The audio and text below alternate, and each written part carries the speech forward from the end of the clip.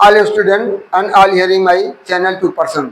सभी श्रोताओं से मेरा विनम्र निवेदन है कि चैनल को ज़्यादा से ज़्यादा सब्सक्राइब करें, वीडियो को लाइक करें, जिससे आपको वनडे कंपटीशन से संबंधित सारी जानकारियां आपको हम देते रहें। जो बहुविकल्पी क्वेश्चन आते हैं वनडे कंपटीशन के लिए, उसमें आपका जीके में जो बहुत ही महत्वपूर्ण होता है, उन सबको, चाहे इतिहास हो, भूगोल हो, विज्ञान से संबंधित हो, वो सारी जानकारियां हम आपको देते रहते हैं। साथ साथ करंट अफेयर्स भी देते रहते हैं। इसके बाद हमने तमाम प्रकार के क्रांतियां दिया है, एग्रीकल्चर की क्रांतियां दिया है, फिर और जो इस तरह सामाजिक सुधार के संबंधी के रूप में दिया है, कौन है करेगा। तो इस तरह हम आपको और मोटिवेशनल वाक्य भी देते हैं, जिससे आपका बच्चा और आप स्वयं भी उस पर ज़्यादा तत्पर रहें। लेकिन बच्चे को आप समर कैंप जो चल रहा है, समर कैंप में देख रहे हैं कहीं पर कुछ करा रहे हैं, कहीं पर कुछ करा रहे हैं, लेकिन ऐसी दशा में बच्चों को आप कम से कम घंटे, 1-2 घंटे घर पर डेली अध्ययन करने का हैबिट उसका बनाए रखिए। नहीं तो बच्चा आने वाले समय में 1-1.5 महीने बाद फिर उसको नए ढंग से रिवीजन करना पड़ेगा और आपको हार देकर पछताना पड़ेगा। क्योंकि फिर कोई बच्चा जब नए स्तर पर आता है तो उसको फिर नई चीज़ें दिखाई देने लगती कि तो हम नई चीज़ आए। इसमें सबसे बड़ी भूमिका माता और पिता का होता है, जो कि अपने बच्चों को चाहे तो हीरा बना दे, चाहे तो उसे मिट्टी बना दे। इसमें सबसे बड़ी भूमिका माँ बाप की होती है। लेकिन माँ क्या करती है, बाप क्या करते हैं, अब बेटा चाहो ननिहाल चले जाओ, फूआ के यहाँ चले जाओ, शादी है, यहाँ है, वहाँ है, इसी में उसका समय गंवा देते हैं। और नहीं समझते हैं कि बीता हुआ समय हमें कभी सब कुछ मिल सकता है, लेकिन समय हमें, जो हमारा समय बीत जाता है, वो कभी वापस नहीं मिलता है। तो इस तरह मैं आपको अपने मोटिवेशनल वाक्यों के द्वारा आपको बहुत सी चीज़ें मैं बताया हूँ। और इस तरह हम आपको अब आज के मोटिवेशनल सेंटेंस में चल रहे हैं। Remember, I am silent but not blind.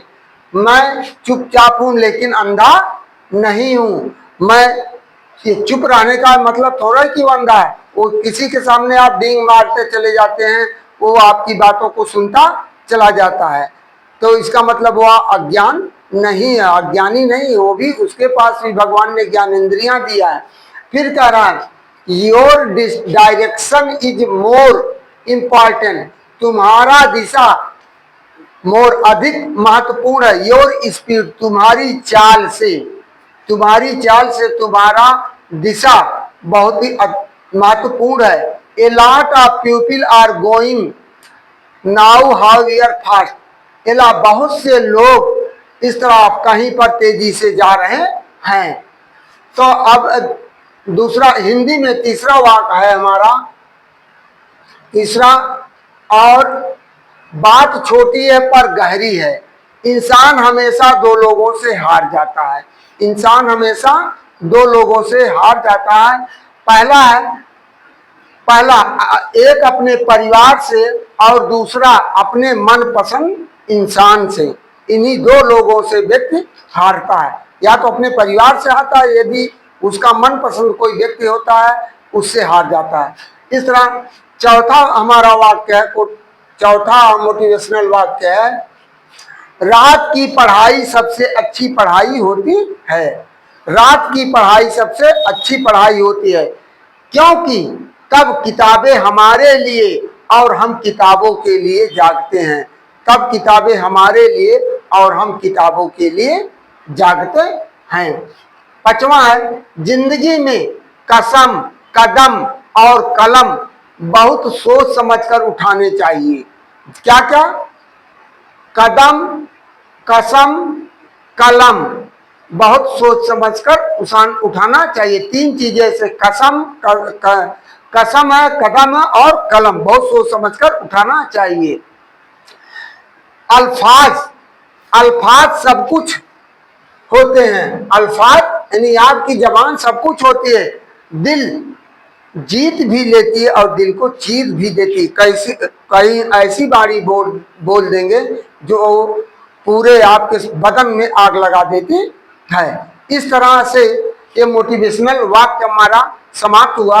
और इस तरह हमने कुछ केमिस्ट्री से संबंधित और इतिहास से जीके संबंधित एक नंबर के क्वेश्चन जो आपके आते हैं, वनडे कंपटीशन में तो 2 कहीं 3 नंबर के आते हैं। इसमें हमने आपको कल दिया था कि कौन कितने तत्व होते हैं। कुल तत्वों की संख्या आवर्त सारणी में, मेंडलीव की आवर्त सारणी में कितने होते हैं? 118। और प्राकृतिक तत्वों की संख्या 98 कृत्रिम तत्वों की संख्या 20 होती है। धातु तत्वों की संख्या 90 अधातु तत्वों की संख्या 21 और उपधातु तत्वों की संख्या 07। सबसे हल्का तत्व हाइड्रोजन H। सबसे हल्की गैस कौन होती है? Helium He। सबसे भारी धातु ओसोमियम OS। सबसे कठोर धातु प्लेटिनम Pt। सबसे मुलायम धातु सोडियम Na। सबसे हल्की धातु लिथियम Li। अब ये तो हमारा इतिहास केमिस्ट्री से संबंधित था, रसायन से संबंधित। इसी क्रम में हम आपको इतिहास से संबंधित कुछ नए 4 क्वेश्चन लेकर आए हैं। चंद्रगुप्त की कौन सी पत्नी सेल्यूकस निकेटर की पुत्री थी? हेलन। कौन थी? हेलन थी। और बुद्ध के समकालीन प्रदोत कहाँ का राजा था? अवंतिका। कहाँ का राजा था? अवंतिका। बक्सर के युद्ध के समय दिल्ली का शासक कौन था? शाह आलम द्वितीय। प्लासी के युद्ध के समय बंगाल का नवाब कौन था? नवाब सिराजुद्दौला थे।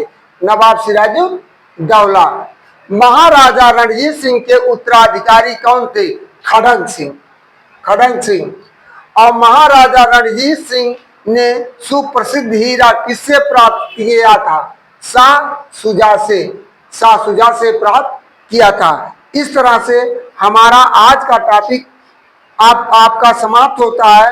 कल हम आपको ग्रामर से संबंधित कुछ जानकारियां देंगे। अब 2 दिन स्टॉप रखेंगे। इसमें हम आपको देंगे नॉन फाइनाइट फॉर्मा ऑफ द वर्ब। तो इसमें हम आपको बता भी दे रहे हैं इसका डिफरेंस।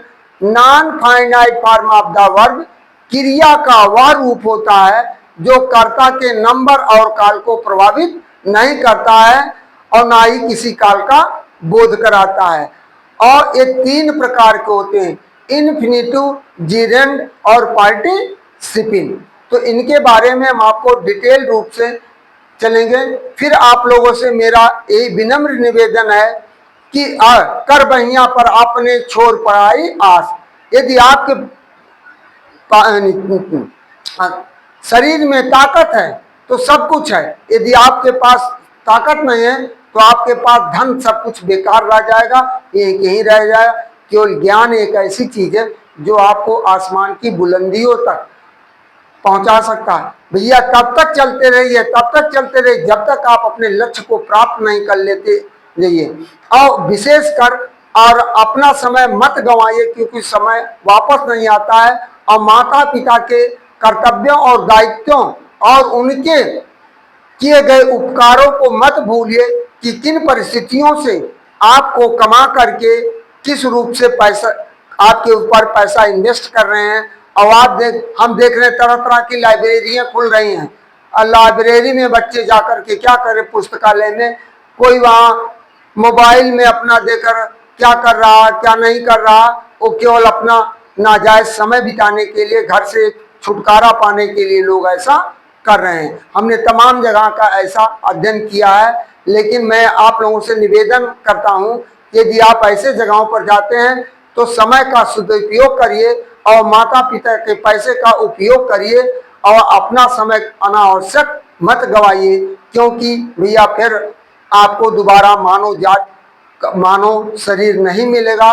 और यदि आप आए हैं कि समाज के लिए और अपने लिए, अपने परिवार के लिए कुछ करके जाइए, जिससे आपका नाम अमर रहे।